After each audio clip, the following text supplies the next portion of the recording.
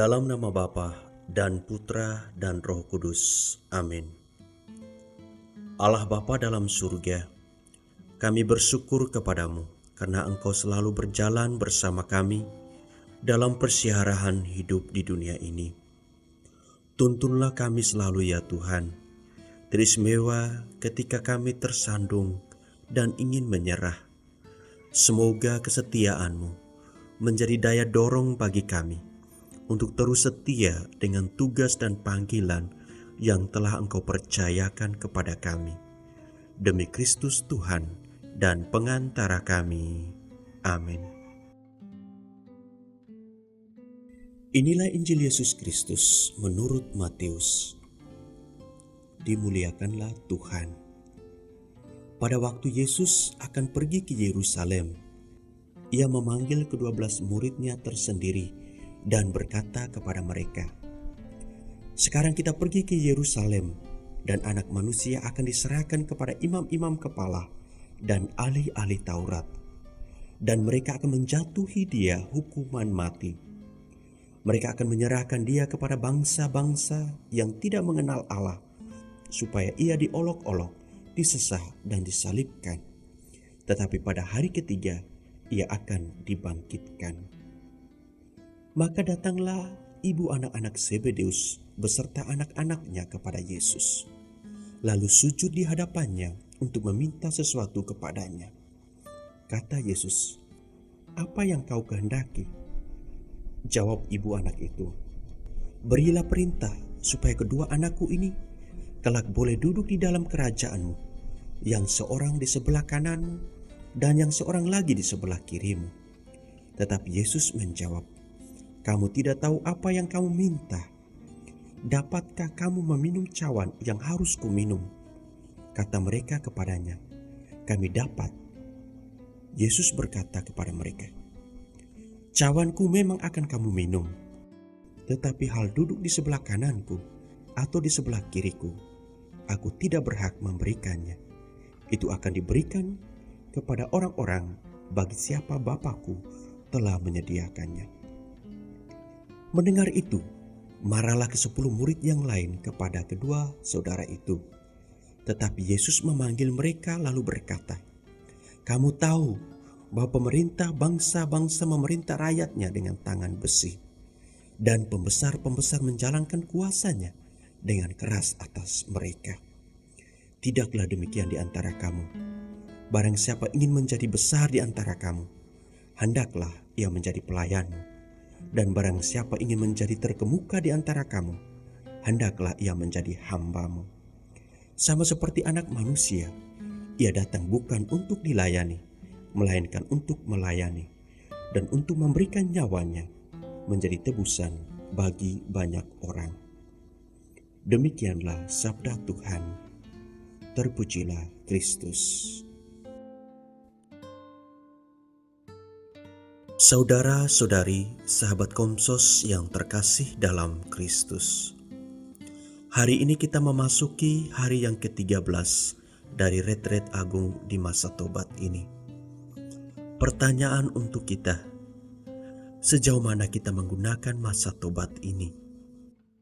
Semoga dengan bertambahnya waktu, komitmen kita untuk memaknai masa tobat ini pun terus bertambah. Saudara-saudariku, sahabat Komsos yang terkasih, warta Injil yang kita dengar hari ini menceritakan kepada kita tentang segala sesuatu yang akan dialami oleh Yesus, termasuk penderitaannya. Dikatakan bahwa ketika dalam perjalanan menuju ke Yerusalem, Yesus memanggil ke-12 murid-Nya dan berkata kepada mereka, "Sekarang kita pergi ke Yerusalem, dan Anak Manusia akan diserahkan kepada imam-imam kepala dan ahli-ahli Taurat, dan mereka akan menjatuhi Dia hukuman mati. Mereka akan menyerahkan Dia kepada bangsa-bangsa yang tidak mengenal Allah, supaya Ia diolok-olok, disesah dan disalibkan, dan pada hari ketiga Ia akan dibangkitkan." Apa yang disampaikan oleh Yesus kepada para murid ini bukan kisah tentang kepasrahan dan keputusasaan karena penderitaan yang akan dialami. Tetapi sesungguhnya kisah tentang kesetiaan dan ketulusan seorang anak manusia untuk melaksanakan tugas dan tanggung jawab yang telah dipercayakan kepadanya. Bagi Yesus, Yerusalem tetap menjadi tujuan terakhir perjalanannya. Sekalipun untuk mencapai Yerusalem, ia harus melewati berbagai persoalan dan tantangan, siksaan dan penderitaan. Kekuatan yang mendorong Yesus untuk terus melangkah menuju Yerusalem adalah cinta. Cinta yang besar kepada umat manusia membuat ia berani untuk terus melangkah menuju Yerusalem. Yesus sudah mengetahui bahwa perjalanan menuju ke Yerusalem cukup berat. Selain itu, di Yerusalem ia akan mengalami penderitaan. Ia akan ditangkap, diserahkan, diolok-olok, disiksa, dan disalibkan.